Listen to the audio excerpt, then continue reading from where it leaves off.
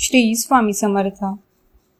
स्वामी अंबेजोगाईहून संचार करीत एके दिवशी भारताच्या दक्षिण टोकाला रामेश्वरी क्षेत्री आले.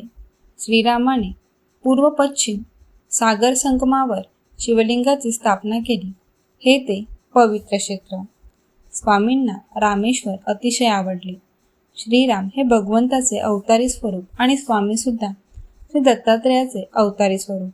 त्यामुळे श्रीरामाचे स्मरण झाल्यावर स्वामींना स्वतः सिद्ध परमात्मा स्वरूपाची जणू आठवण झाली. ह्या रामेश्वरी स्वामींनी अनेक लीला प्रकट केल्या. स्वामी जेव्हा रामेश्वर क्षेत्री प्रकट झाले तेव्हा केवळ त्यांच्या अस्तित्वाने एक चमत्कार घडला.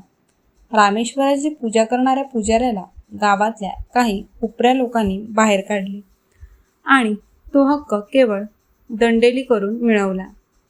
आपल्या पाशवी ताकदीने ह्या उपऱ्या लोकांनी रामेश्वराच्या दर्शनाला आलेल्या हजारो लोकांना दर्शनापासून वंचित ठेवले.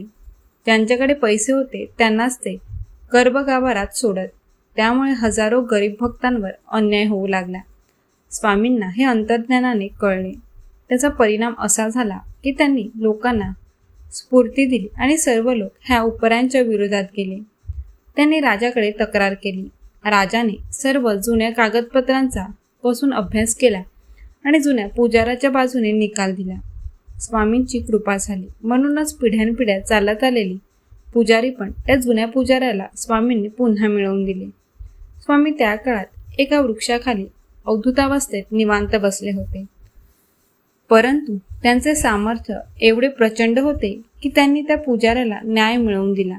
पुजाऱ्याला हा सर्व प्रकार कळला तेव्हा तो धावत धावत स्वामींपाशी आला आणि त्याने स्वामींच्या चरणांना घट्ट मिठी मारली.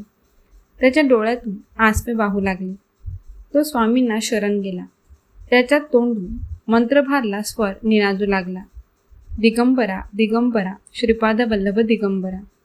स्वामींनी त्याच्या पाठीवरून हात फिरवला तेव्हा त्याच्या संपूर्ण शरीरातून आनंदाच्या लाटा उफाळून आल्या. सत्पुरुषांच्या सहवासात जीव नेहमी शांत होतो. हा प्रत्येक भक्ताचा अनुभव आहे. एकदा का सत्पुरुष स्थानावर येऊन समाधी अवस्था भोगू लागले की संपूर्ण परिसर शुद्ध आणि सात्विक विचारांनी भरून आणि भारून जातो. परंपरेने चालत आलेल्या रामेश्वराच्या पूजेचा हक्क केवळ गावगुंडामुळे तो गमावून बसला होता. स्वामी रामेश्वराला प्रकट झाले आणि गावच्या पुजाऱ्याला न्याय मिळाला. माझ्या प्राणप्रिय स्वामी भक्तांना, स्वामींना केवळ अंतर्ज्ञानाने कळले आणि पुजाऱ्याला खरा न्याय मिळाला. पुजारी हा काही स्वामी भक्त नव्हता. तो श्रीरामाचा भक्त होता, शिवोपासक होता. त्याच्यावर स्वामींची असीम कृपा झाली. पुढे तो स्वामींचा निस्सीम भक्त झाला आणि स्वामींबरोबर अक्कलकोटला त्यांचा सेवक म्हणून गेला. त्याने स्वामींची अंतःकरणपूर्वक सेवा केली.